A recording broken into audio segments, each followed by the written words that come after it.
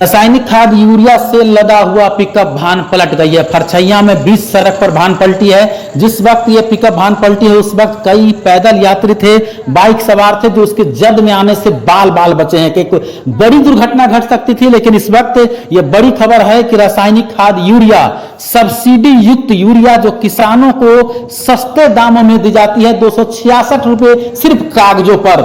ऐसा मैं इसलिए कह रहा हूं क्योंकि वर्ष 2022 याद कीजिए, पूरे बिहार में पहला स्टिंग ऑपरेशन करने वाला और लगातार स्टिंग ऑपरेशन करने वाला खलबली मची थी। उस वक्त कृषि मंत्री ने भी इस्तीफा दिया था और क्या करके कहा था कि भारी गड़बड़ झाला है इस डिपार्टमेंट में, और हर जगह तस्करी का नंगा नाच हो रहा था। वही यूरिया खाद पीला बोरा देखते ही लोगों ने चर्चा करना शुरू कर दिया कि नेपाल जा रहा होगा, लेकिन इसकी कोई पुष्टि नहीं है।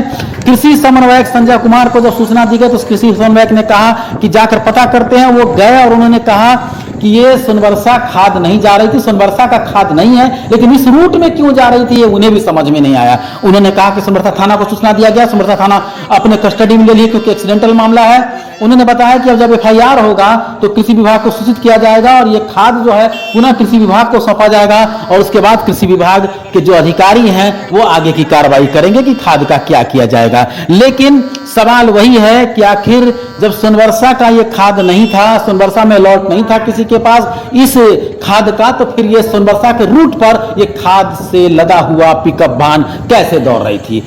सवाल वहां पर है, जांच के घेरे में है। लेकिन इससे बड़ा बात हो चुका है पहले और कुछ भी नहीं हुआ था, तस्करी जारी था। आपको यह भी बता दें कि 266 रुपए इसका कीमत है।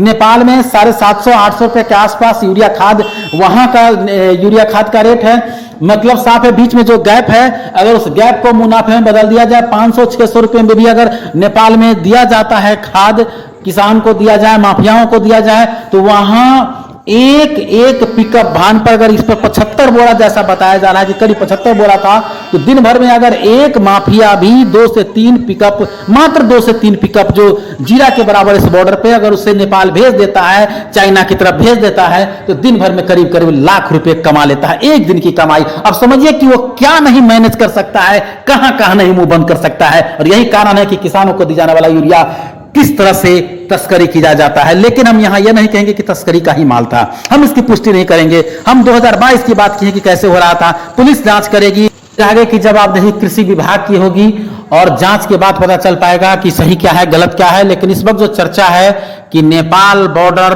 पार हो रहा है यूरिया खाद, किसानों को दिया जाने वाला सब्सिडी पर खाद फिर से माफियाओं को दिया जाने लगा है, माफियाओं का राज कायम है, बॉर्डर पे तस्करी जारी है, इस तरह की बातें हो रही है। लेकिन इसकी कोई पुष्टि नहीं है। और पिछली बार की तरह जिस तरह स्टिंग ऑपरेशन में लगातार किया था, जल्द ही आप लोगों के सामने इसका हकीकत